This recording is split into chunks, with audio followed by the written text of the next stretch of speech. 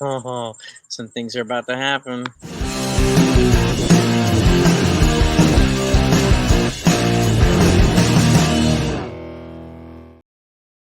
What is going on, everybody? Happy Friday. Hope you're all ready for a weekend. So, the Yankees are coming off a series win against the Cleveland Guardians, which was great. Now they've got the Colorado Rockies for 3 and the Washington Nationals for 3. So, this is an opportunity, hopefully, for them to pile on some wins. Hopefully.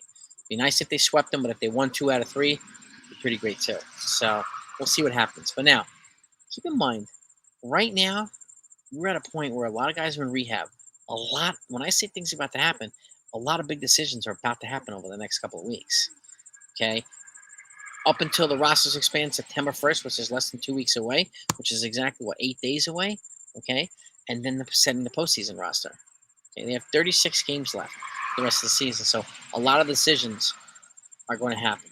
Okay, important ones too, and I'm going to go over it. So if you like just regular Yankee talk, if you like to join the live streams and be part of the discussion, okay, you want to be at the front of the line when news comes. If you're not subscribed to the channel, please do that right now and hit the notifications as well. Okay, that takes care of everything. I thank you so much for it. Okay, I want to make sure that you get the full story. Okay, and I always give both sides of the story, not just the side that I want you to have. Okay.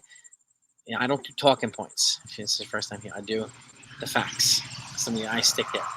You can agree or not. The facts can not always be good, not always be what I'd like, but it is what it is as the facts, right? So, with that said, things started yesterday. Jazz Chisholm is back now, if you haven't heard. And the Yankees have optioned out Oswald Peraza as the corresponding move, which stinks, okay? But there's other moves and other decisions they need to make. I'm going to go down the list here, okay? Next up is first base. Anthony Rizzo, okay, is in the rehab right now. So, is he going to do enough to justify playing and putting him on the postseason? We don't know yet. Ben Rice is a 25-year-old player. He's a rookie. He's got his rookie status now, and he's a developing player. Okay, he's been having a struggle recently, but he's kind of a big sac fly with an RBI yesterday. So he's kind of putting it together, and I like Ben Rice, the way he carries himself and his energy. And the fact of the matter is, if we're going to go younger and cheaper, this is a good time to entertain doing that. Okay, Anthony Rizzo has a $17 million option, club option, for 2025 or $6 million buyout. My guess is that the Yankees are going to choose the buyout and save that $11 million and put that towards re-signing Juan Soto, which is going to be most likely bidding more. Okay, now another example here is Brett Gardner. When he came back, I think it was 2009, he had the opportunity. He was on an option, which was declined, and then he came back on a cheaper deal. So maybe they'll do that. Maybe they'll do that with Anthony Rizzo, but I don't know. I like Rizzo, and he's a great teammate and a mentor, but so is DJ. DJ's still here for 2 more years. And if he can have the same effect on Ben Rice, mentoring him and helping him grow and develop, then unfortunately I would say thank you so much and goodbye to Rizzo, but I would welcome him coming back as a coach at some point. Right? Again, this is where the tough decisions that need to be made are going to be made in the next couple of weeks. Okay. Next up is left field. Okay. Alex Verdugo, unfortunately, has fallen off a cliff after a great start. Who's going to come up? I think it's obvious. Jason Dominguez, right? Our young number 1 prospect. And again, I think he's going to come up in September because they are going to preserve his rookie status. There's only 8 more days left. And then I think if he plays well enough, and I do think he'll need all of September to kind of get into his groove. And I'm not really using that one day where he looked terrible against Tarek School. The entire team did. Okay. He was the best left-hander in baseball. So the Yankees just didn't hit him. So it is what it is. I can't hold that only against Jason Dominguez. It's 1 game. So he needs the month to get into his groove. Okay. Especially he's coming off of some injuries and stuff. But he is right now proven to be healthy and productive. So I want to give him that time to do that. And I do expect him. I wouldn't even be surprised if they DFA'd Alex Verdugo. I wouldn't be surprised. So, and next up, obviously, starting rotation, Clark Schmidt. Okay, this is where it gets a little funky because Luis Hill, when it started, is on the IL right now. He's being replaced by Will Warren. When Clark Schmidt comes back, I think he's going to replace Will Warren. But then what happens with Luis Hill? Okay, I think about it. I don't think I would put him as a closer. Okay, but I would definitely consider him, either him or Clark Schmidt, as a long relief for the postseason. If they're going to do a 3-man rotation in the postseason, then one of them goes into long relief. If they're going to do a 4-man, then they're both in the 4-man. Okay, that's the way I see it. And then Nestor Cortez goes into long relief. We need a couple guys other than Cody Poteet and Luke Weaver who can throw multiple innings, especially nowadays when a couple of our starters haven't really been giving much length. Okay, which is leading to them overtaxing the bullpen, right? So these are the decisions that I think are going to happen in the near future. And then if when Luis Hill comes back, if he stays healthy, I think they're going to move on from Tim Mesa at that point. All right, so Hill replaces Mesa.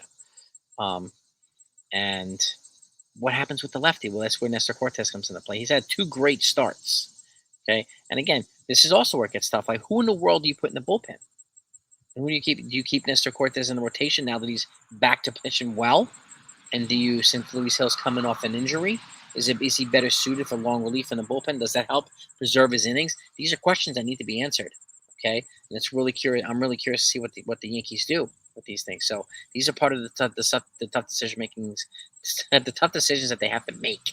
Okay, now I haven't even mentioned John Birdie yet. He's coming back too. Okay, he's also in rehab. All these dudes are in rehab right now. So, and is he going to come back? And this is where I struggled right now, right? Because Jazz Chisholm's replacing Oswald Peraza, right? And I would have personally rather Oswald Peraza replace Gleyber Torres or Oswaldo Carrera replace Gleyber Torres. But Torres' bat's warming up now, okay?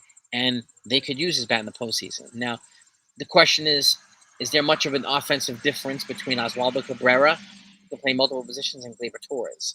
That's the other question that has to be asked. But I do think, unfortunately, John Birdie's most likely going to replace Oswaldo Cabrera, and Cabrera is going to get optioned out, and Birdie and Torres would be on the postseason roster. I do think Birdie, Torres, and Chisholm will be on the postseason roster, and the other catcher. I think that's going to be the 4-man bench, right? Once the roster goes to 28 for the month of September, comes back down to 26 in the postseason. And keep in mind, too, every round in the postseason, they can tweak the roster. They can move a guy here, move a guy there, and put a guy on, take a guy off, and so on. They have the ability to do that in the major leagues. So there's going to be some moves, and a lot of moves. And I haven't even mentioned some of these other guys, like Ian Hamilton, Nick Birdie, Lou Trevino, right? Ron Marinaccio. What in the world are they going to do? I don't think they're going to option out. I don't think they're going to DFA Mark Leiter Jr. They wanted the strikeout go. He's gotten hit recently, but again, he also averages almost 14 Ks per inning. Per game, per 9 innings. And he can throw multiple innings, too. And again, he hasn't even had the luxury of having much of a transition period from the Cubs over to New York, which a lot of folks require.